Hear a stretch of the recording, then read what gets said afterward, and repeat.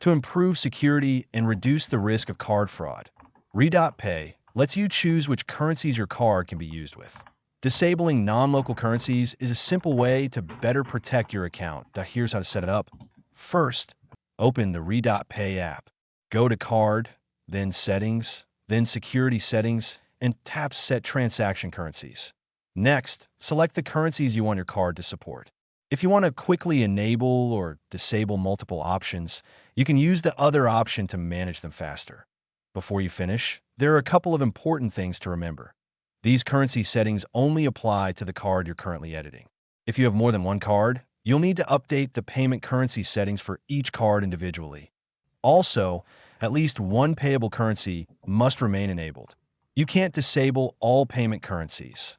Once you save your changes, your card will only work with the currencies you selected, adding an extra layer of security to your account.